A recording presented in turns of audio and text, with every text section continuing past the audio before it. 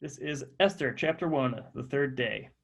Cold open, exterior, outdoor beachside resort bar at sundown.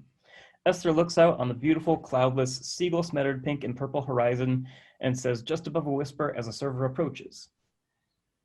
Not your best work, big man. Is something wrong with your drink? Oh, please, don't ma'am me. No, the drink is fine. Sugary, but fine. Everything is fine. Okay, so just give me a call if you need anything. She nods and watches him walk away, sipping her massive orange cocktail, raising an eyebrow. As Esther returns her gaze to the view, it is promptly obscured by a family of pasty Brits. The teenager, T, looking sullen, gives her a hard stare. Esther grins passively as the father bellows. Would you look at that sunset? My God, what a beaut. You seeing this, Tiana? The teenager, T, remains sullen, transfixed by Esther, or just deliberately rude. T, you ask you a question. Don't be a spoil sport. Look here, they got American-style burgers. T finally breaks her gaze at Esther and frowns at a menu, then looks up to see Esther still looking at her, holding her eye line. She does not break it. What? Esther sips her drink, returns her gaze to the dwindling orange sun, and pulls a silk scarf from her clutch. Fixing it over her ears, she stands and saunters to the bar as the father, still standing, raves. Beats the hell out of Tuscany, I can tell you that.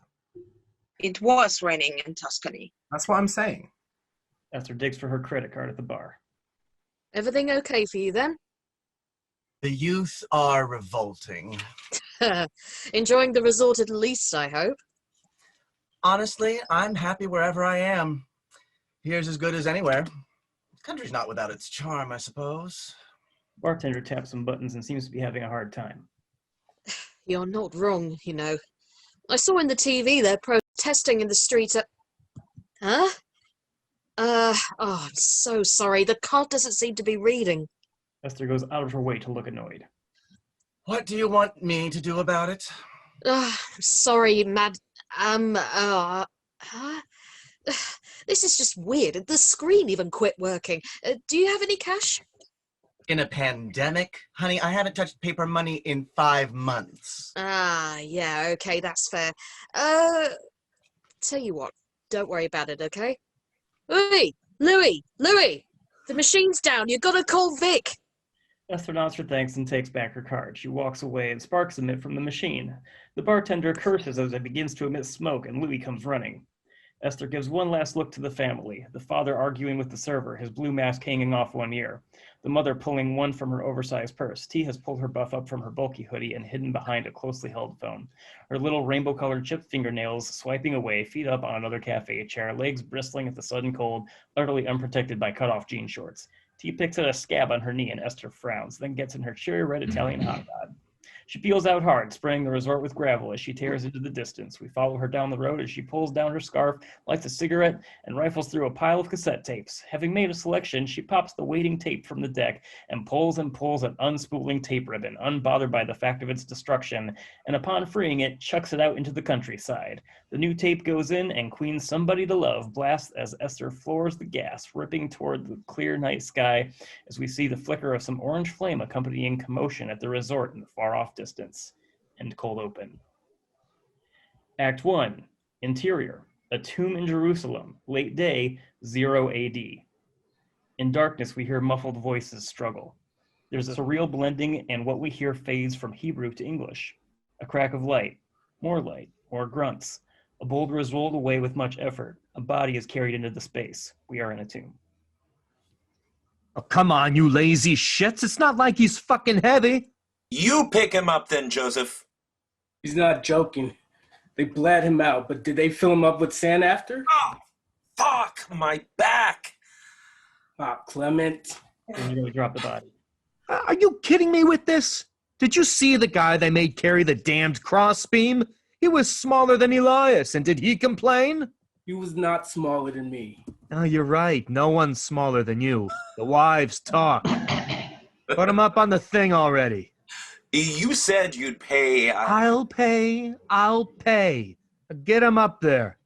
The women wash him properly? I don't know. We're kind of dusty, so. Okay, just walk away from him with your dusty. Get away, get here, go. Wait, stand by the rock. Let me have a minute, okay?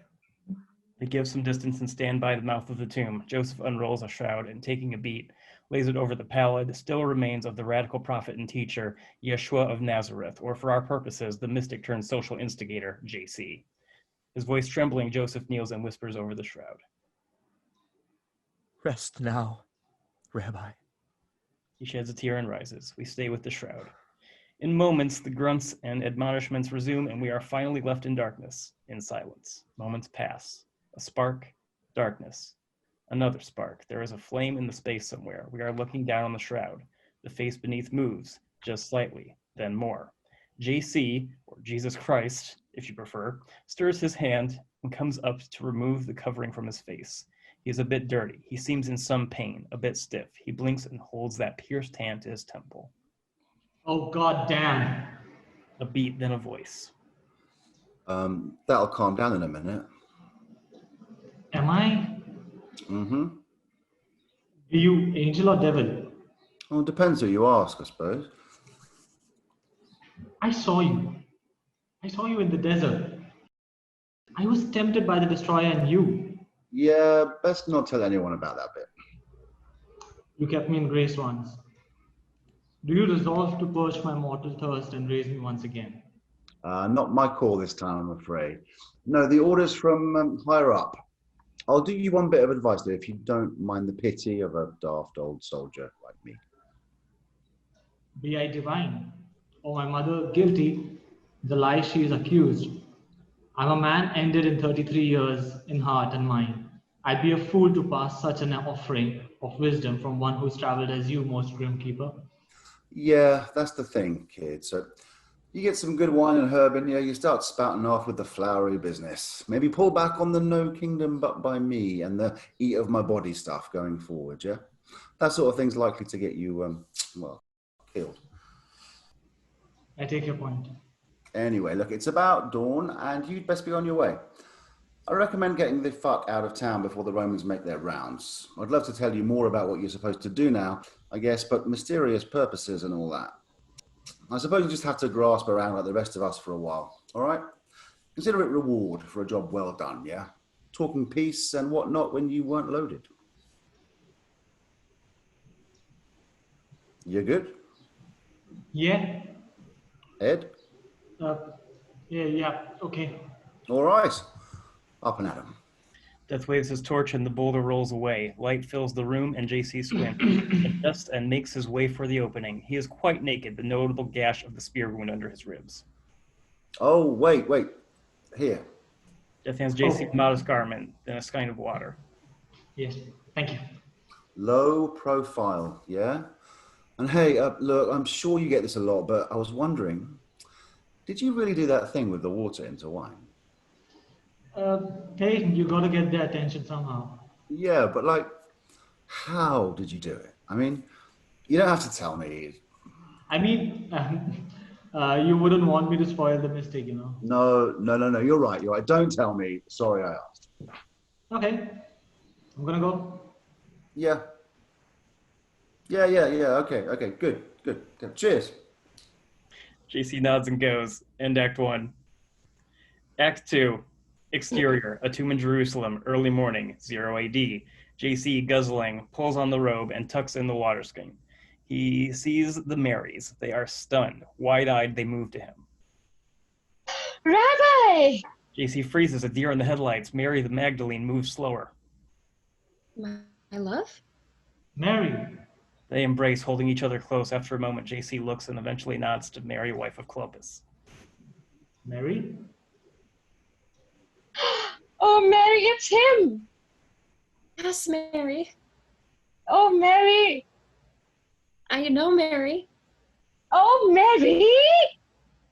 Mary, I know.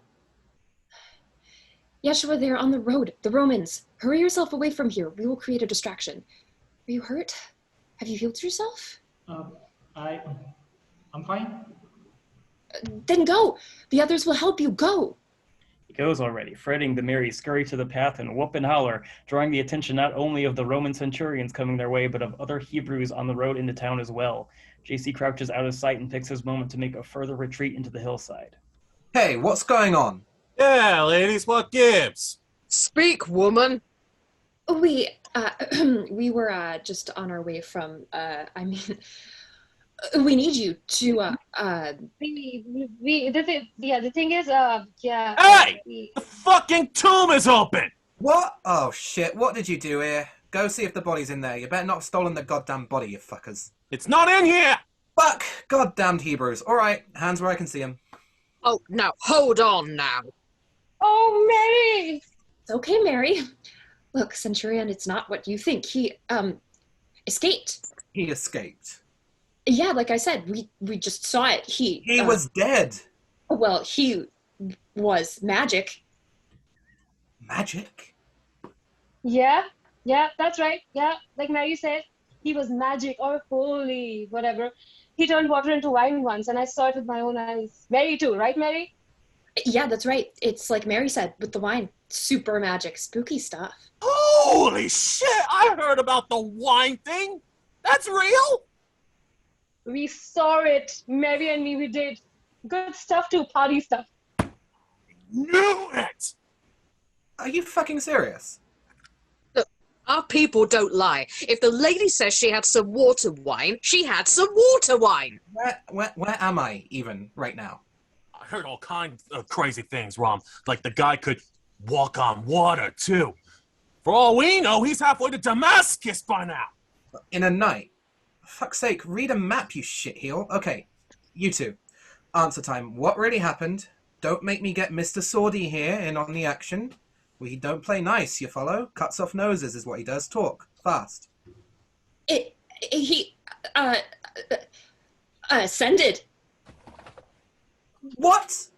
Yeah, huh? Oh my God!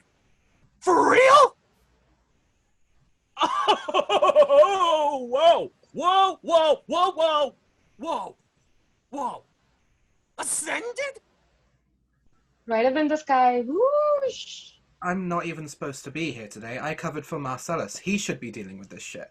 As JC makes his getaway in the distance, we see a mob of Hebrews coming around the story, a few saying they saw him ascend too, as the Marys, flailing their arms skyward as they talk, take up as much of the space by the road with their bodies as possible, obscuring the view down the hill, where JC indeed flees into the countryside, where he comes across a familiar face.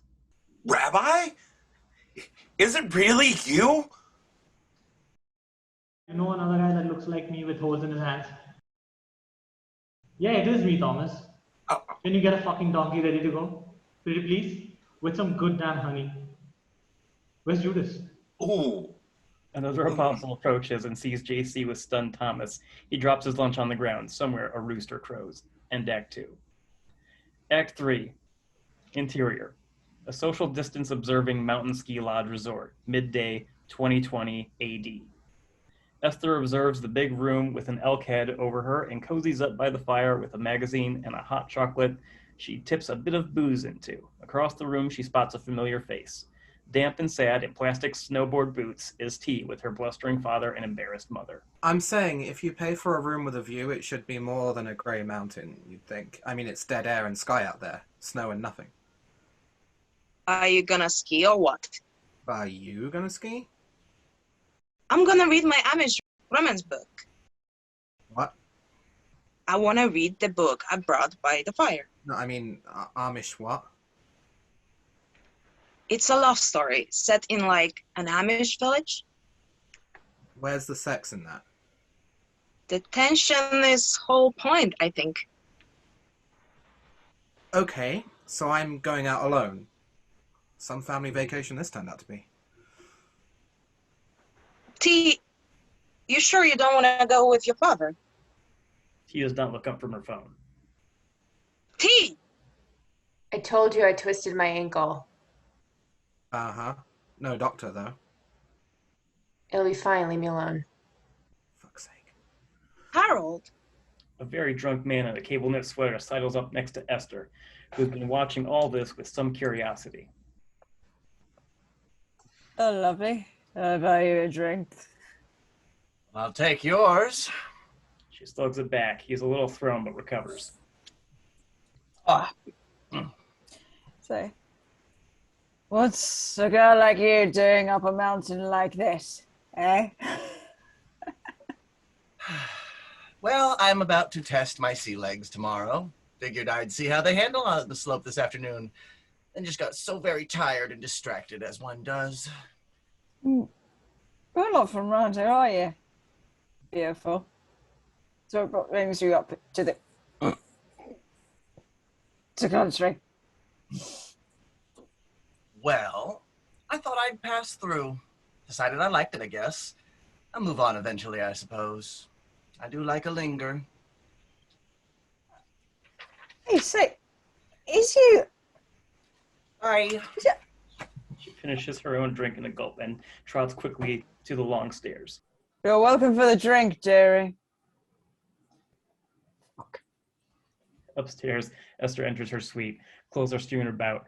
She brings the Do Not Disturb placard in. She looks around and makes for the bedroom, past a table of spent trays and leftover food debris and an overturned champagne bottle.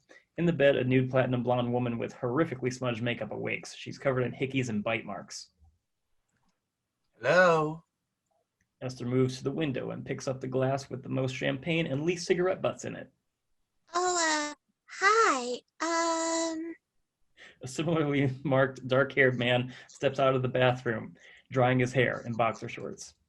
Oh, good morning. It's 4 p.m. Ah, well... We were just... We're done. Still looking out the window, Esther shoos them away. They start gathering their things and make their way out, communicating very little between each other with looks. When they are gone, Esther smiles and points out the window. A flock of birds in sight, one falls dead, plummeting down to the distant valley below and out of sight. Cut to Esther packing her things and rolling her luggage out of the room. A maid tidying in the background. Exterior, a yacht, day. Esther takes in the view at sea, as free as one can be. She seems a little lonely. Exterior, yacht, night. Having a drink at night with dinner, looking bored, alone, Esther watches a happy young couple canoodling by the railing. They kiss. She frowns. The couple fall over the railing somehow. People run to see and fetch help. Esther departs the dining deck without a glance.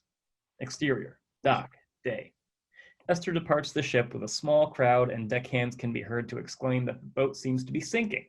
A wide shot reveals this to be the case. Esther walks to the parking lot where her car awaits and loads in her luggage. When she closes the trunk, she spots T again, sitting on the steps outside the souvenir shop, begging people for change as they walk past. Esther furrows her brow and considers. Finally, she approaches T, who spots her and looks away, pretending not to remember their staring contest days prior. Esther takes a firm stance in the gravel walkway, digging in her heels. She crosses her arms. So, you escaped. What? What's your plan, then? Hitchhiking back to the Queen's realm, crashing with a friend before you fall out over who gets to shag Harry Styles, then crawling back to Mummy and Daddy? Suit yourself. I could use some company. Where's your car? Where are you going? Who knows? T thinks, then she gets up. The steering contest commences a rematch for some beats. Cut to the girls on the road. T looks through Esther's sack of tapes as a preacher goes on about the end of days on the radio. And never mind the devil's plague upon us, what do you think these murder hornets are? You seen these things? Kind of look like the face of a man on it, don't it? That sound like the demon locust of Revelation 9:7 to you, because it sure does to me. The signs of the apocalypse are upon us, children. Get right with your God. Now, it's time for this week's tithes and offerings. I encourage you to give as the Lord would have you. Would you pick something already? I can't listen to this doom-mongering anymore. T keeps sorting, says nothing. Fuck it. You find something, I'm pulling over for gas. You have to tinkle, please do it before we get on the road. I will not have you making water in a Mountain Dew bottle in this vehicle. Understand? T nods and examines a Whitney Houston cassette, looking confused and somehow angry at it. Esther steps out and fuels the car, looking annoyed that the attendant does not step out to do it for her. She looks up the road and sees another hitchhiker. He looks skinny and tired, rough around the edges, somehow desperate as a car goes past. He waves his sign and looks dejected as another passes. Christ. What am I, Mother Teresa? No good deed. Esther gets back in the car and drives. The attendant steps out to call after her. Hey, you didn't pay.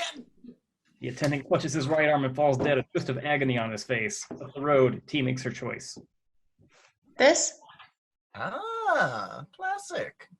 From a very wide shot, we see the car approach the hitchhiker. He looks forlorn as the car passes, then enthralled when it stops. He runs to catch up. Cut to interior. JC.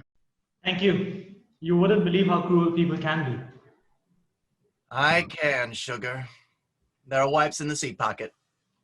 Esther burns rubber as Britney Spears' Toxic blasts from the stereo, and we watch the car drive off into the somehow extra stunning sunset at speed. End chapter 1 credits.